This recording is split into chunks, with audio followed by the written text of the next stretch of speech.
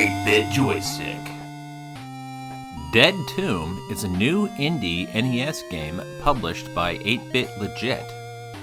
Made by studios CollectorVision and Acclaim Montreal. I'm not sure if it's the same company as the old video game publisher, but it sure looks like it. This is a brand new point-and-click adventure game where you play a time traveler from the future who has to escape a dungeon from inside a pyramid in ancient Egypt.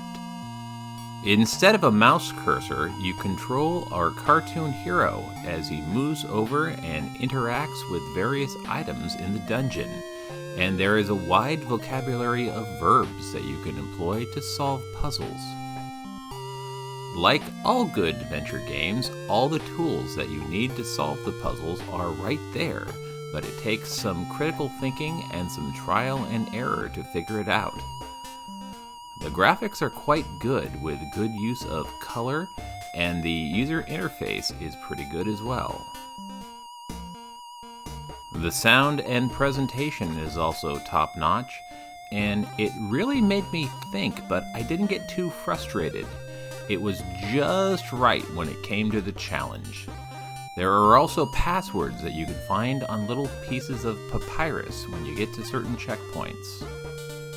There are some pretty cool dithered cutscenes as you move between the different parts of the pyramid dungeon.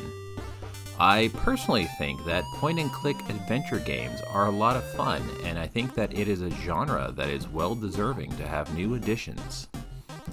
I'm really glad to see people make new point-and-click adventure games on any hardware, let alone on classic hardware like the NES. Dead Tomb is coming January 26, 2024 to the Nintendo Switch eShop, the Xbox Game Store, and physically to the NES, limited to only 300 copies. Pre-orders for that NES cartridge start on January 19th, 2024. By the way, that is today, so if you want to pre-order a physical NES version, you should get on that as soon as possible, as in right now, as soon as you're done watching this video. The download price is just $5, and that's a pretty good value for a pretty good game. The folks at 8-bit Legit were kind enough to send me a review code for the Nintendo Switch version, and it looks and feels great on the Nintendo Switch. There is also a slick digital manual, which really makes me think of the manuals that you used to get with physical releases of NES games. You should absolutely get it, because I think this is a pretty good indie game and a pretty good point-and-click adventure game. Now, on to the game.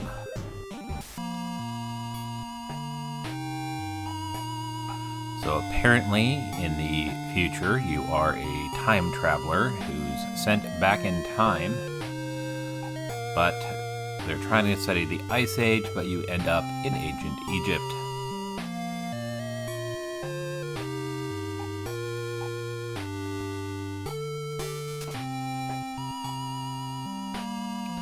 And you land on top of a pyramid.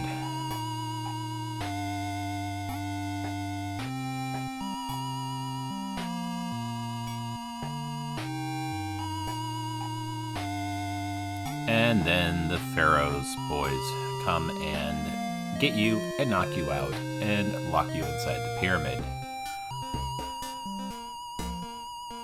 So this is Dead Tomb, a temporal adventure. You wake up inside a pyramid with a huge bump on your head.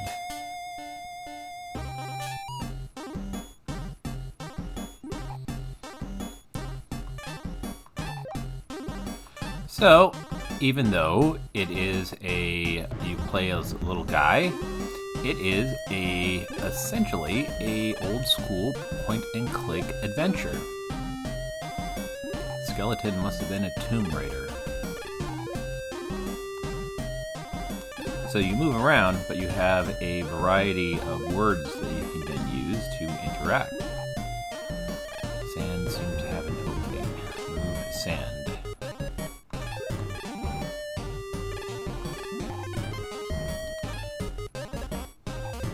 Look at hole. tunnel seems to have been used as a ventilation well. Useful. So you are presented with a series of rooms and a series of puzzles. And luckily, all of the clues are included that you need to solve the puzzles to move on to the next group of rooms. Simple pebble. Covered with hieroglyphic writing. And there's a backpack. All of your tools, but it's been torn up. Oh, they left something inside. The Universal Translator. Now, I look at the wall. I'm surprised it doesn't. You could also go up here, and the inventory is for combining multiple pieces of inventory.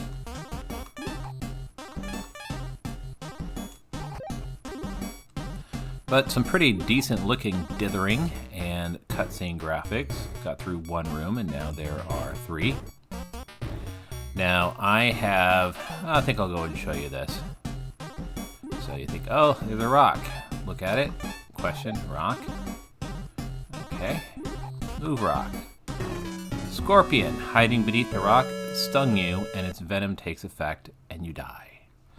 But luckily, there's unlimited lives. And then you think, okay, I want to get, I might need that rock.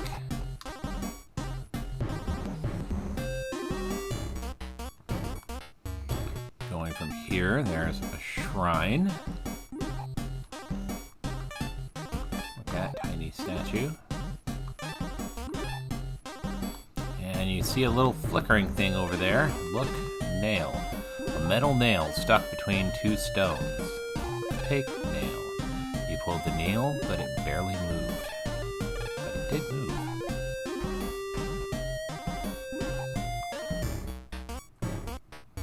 Supply room. So I'm going to show you a little bit, but I want to show you what the game is like, but I don't want to advance too far. So here's a rope. Look. Rope. Rope firmly attached to the ring handle. Look at ring handle. The metal ring handle is pressed into the wall. And then there's this. A wooden trapdoor covers part of the floor. So technically, your main goal is to advance. So you go from room to room. And one thing that I noticed is sometimes it says the nail barely moved. Take nail. After multiple tries, you got the nail. It sometimes takes a couple tries to do something.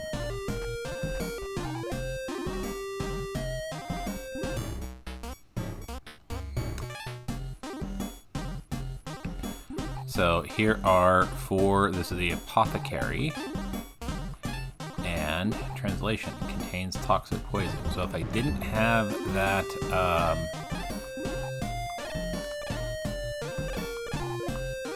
translation antidote, so you use, take bottle, you take a sip, and it's antidote, but it will protect you from poison. Now I can take a sip of the poison bottle. Oh! Okay. I guess, nope. This is... take bottle. So, you get all juiced up and protected from the scorpion.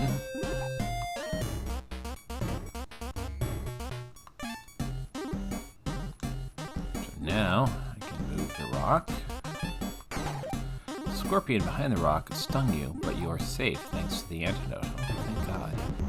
Look at the scorpion. If I were you, I would be very cautious. Take scorpion. That would be dangerous. Take rock.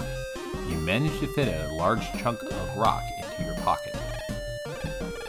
So, now I have the rock, and there's a scorpion hanging out there.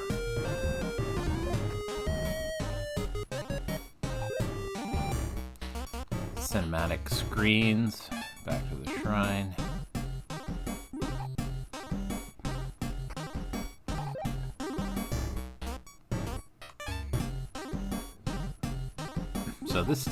So basically you walk around similar to moving the cursor, but instead of a cursor you have the guy, and the things that you can interact with are given a question mark when you move your little gut dude over it.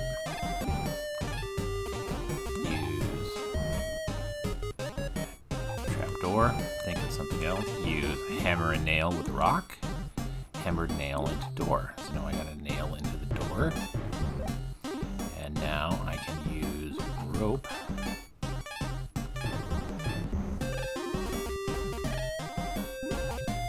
Rope to nail. There we go. Open trapdoor with rope. Now it opens.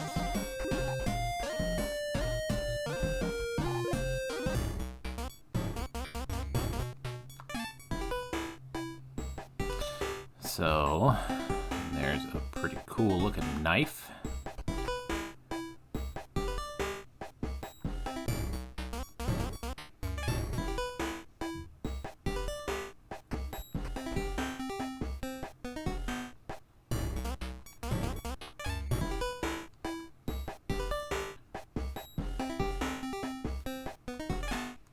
Look at wooden plank, an old wooden plank. Use wooden plank.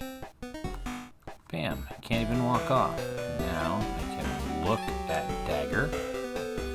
Bronze dagger with a carved handle. Take dagger. Look at wall. The Ouroboros often symbolize cyclality.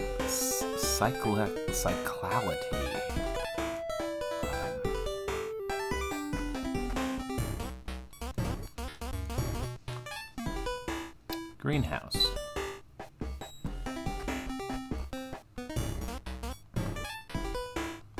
Arboretum.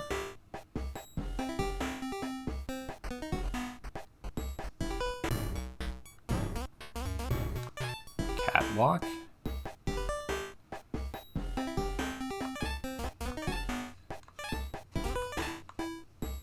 The block that has been sitting there for a long time. Move block. Block is way too heavy to move.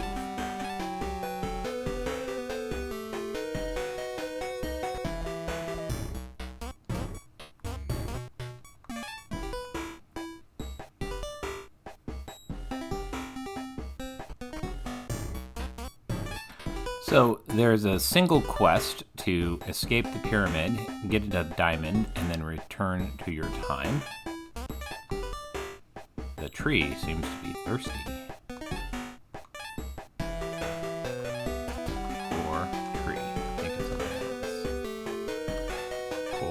Water. Think of something else. Surprised that pour didn't work, but if you take water, by cupping some hands, you draw some water. Pour water on tree. You are not a botanist, but you are sure what happened, it just happened, is impossible. Take water.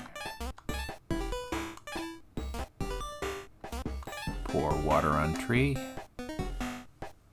Take water. Pour water on tree.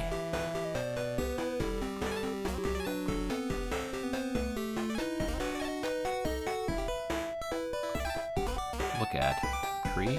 Tree is full and healthy, and it went very quick. Look at fruit. A plump fruit with spiky skin hangs on the tree. Take fruit.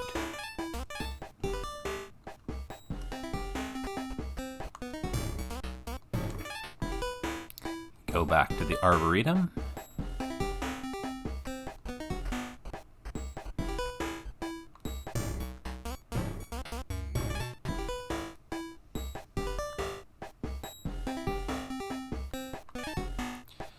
So this, you can look at the fruit, but you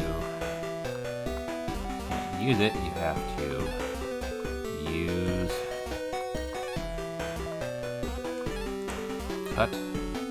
cut off the spiky skin of the fruit, revealing a sweet-smelling interior.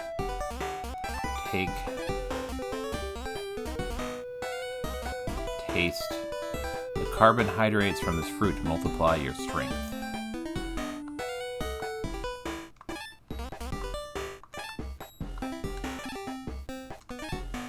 Now you can move lock.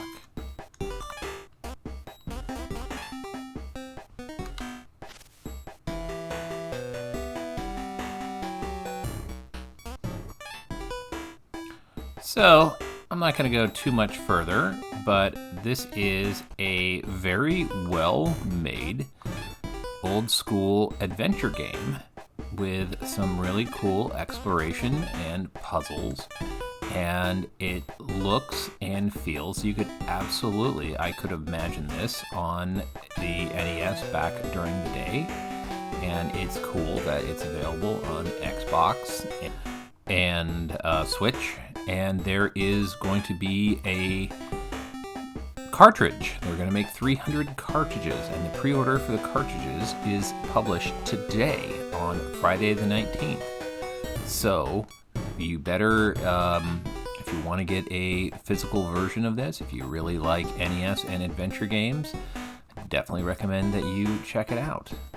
I am going to try and do more newer product reviews like this, especially of recently made indie games for classic hardware, so you better subscribe. This is 8-Bit Joystick. Stay awesome, play retro.